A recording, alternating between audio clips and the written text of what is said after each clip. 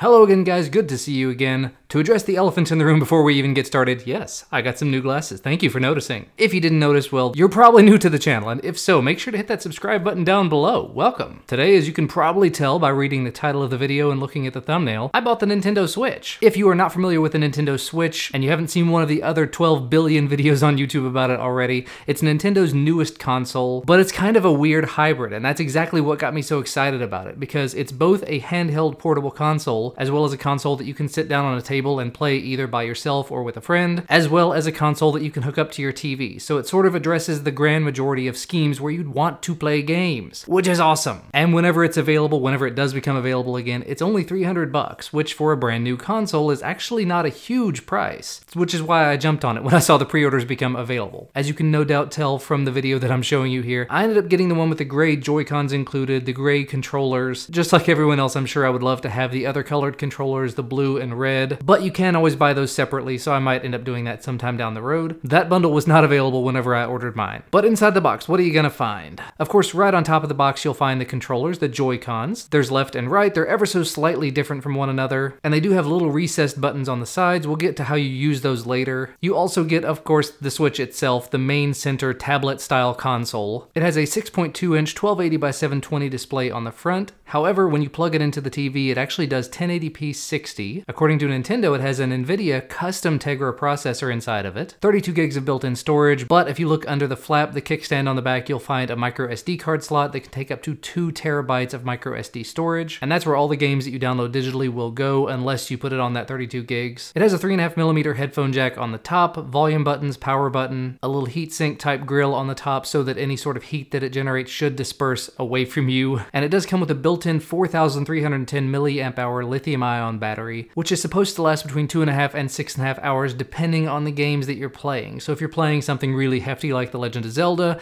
you're gonna get about 3 hours max. If you're playing something lighter weight, it's gonna be on the neighborhood of like 4 to 6 hours. Further down in the box, you'll find the other sides of the Joy-Con controllers, the straps. Those give you access to the recessed buttons on the sides of the controllers, the SL and SR, as well as helping you to hold onto the controllers when you're playing. You'll find some health and safety information guides you'll never look at, full-size HDMI cable, the USB Type-C power adapter, the controller grip, which is not the battery grip, it's not the charging grip for the Joy-Cons. So while you're using the Joy-Cons in there, you're gonna get about 20 hours of usage out of them. You're not gonna actually get any charging out of this included grip. If you want that additional charging, you're gonna have to actually pay about $30 extra for the charging grip, or you can just put the Joy-Cons back on the tablet, on the Switch, whenever you have it inside the console. That will charge it for you. And the last thing inside of the box is, of course, the Switch console itself, the dock, the part that's going to make it so that you can use it with the TV and seamlessly charge it. Inside of that dock, there's a USB Type-C port where the Switch is actually going to make its connection, and then when you flip down the back side of the dock, you'll find a full-size HDMI port, a full-size USB port, and a USB Type-C port, which is where your adapter is going to plug in. I like the fact they tried to do better cable management with this system. I'm not a huge fan of the placement of all of it, meaning the fact that it runs out of one side of the console. You can't tell it which side you want it to run out of, because realistically, the way that I've got it set up here, you may be able to see it here behind me, the cables are all running out of the side of the console, because I want to be able to display it front-facing, whereas it seems like it ought to be facing to the side. So I'm not a huge fan of that. I like the fact that they tried, though. Now, as you might be able to guess, because I do have it sitting over here, I've actually been using and playing the Switch all weekend. Well, most of the weekend. Whenever it showed up, I had ordered 2 games for it. I ordered 1-2 Switch and Zelda, obviously. Unfortunately, I ordered Zelda for the Wii U, which doesn't really work quite well with the Switch. So for the first day and a half or so, we ended up playing 1-2 Switch an awful lot. My 8-year-old absolutely loved it, my wife loved it, my mother-in-law loved it, and realistically, I liked it a lot. There's about 25 to 20, I think it's 28 games that come included on 1-2 Switch, and you have to have 2 players, exactly 2 players, but it was a lot of fun. It's a lot of small, very easy to play party games, but the real magic happened when, on Sunday, Zelda arrived. I'm filming this on Monday, so I've had a grand total of about 1 day with the game so far,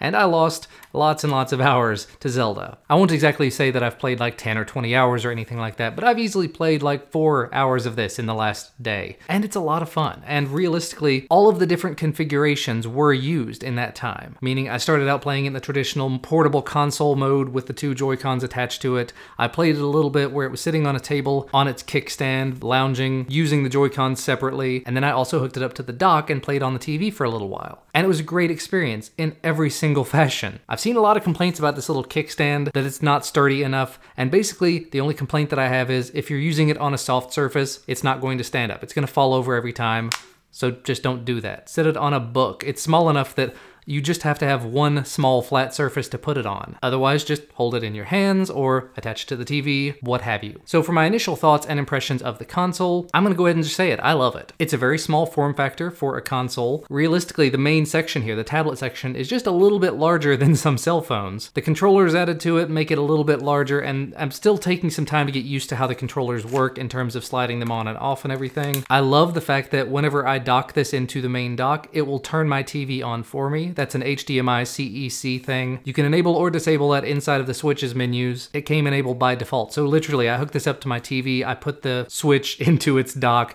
the TV came on, and I got confused because I was just putting it in there to charge. And then I realized what it was doing, and wow, that's really handy. As an example, I just put the Switch back in there into its dock, and I hit the little power button on it, and hopefully anytime the TV should be coming on and displaying the main screen of the Switch.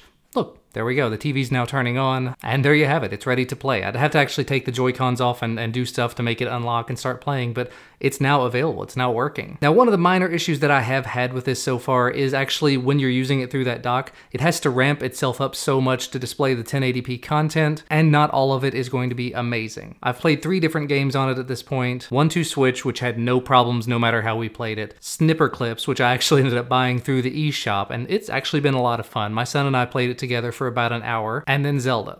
Zelda in the handheld modes has been amazing. It's been super smooth. When I hooked it up to the TV though, it seemed to slow down a bit. Most of the gameplay was just fine, but with the large expanses, the huge world that it's having to generate, upscaling it to 1080p, there have been a little bit of jitters, a little stutters here and there, we'll put it that way. But I'm sure that some software optimizations can happen over time that might make this work a little bit better. For the time being though, I'm just gonna say it again, I'm extremely happy with my purchase. Definitely gonna be hanging on to it, definitely going to be playing it an awful lot. So if you're interested in checking out the Switch for yourself, just a few things to keep in mind. One, it's gonna be really hard to get your hands on it because it's a brand new item and Nintendo doesn't like to sell that many items apparently. Number 2, keep in mind that it's a brand new console and there's only like 4 or 5 games available for it at this point. I think if you go through the eShop, there's like 9 or 10, but for launch, there were only like 1 or 2 really big titles. There's Zelda, Bomberman, and then a couple of others. There will be more titles coming. It's really confusing to me that Nintendo put out a console without actually having a Mario game to anchor it, but they're entitled to whatever they want to do, I suppose. Also keep in mind that a lot of people are noticing scratching on the screen of the Switch after using it for just a day or 2 because of the dock. So if you end up picking one of these things up, you might want to consider investing in a screen protector for it. I've taken mine in and out of the dock several times now and have not noticed any scratching, luckily, but I am extremely careful with it. But just do keep that in mind. It's possible that the dock is actually going to scratch your screen, so you may want to invest the $10 to get a tempered glass protector or even a plastic screen protector for it just to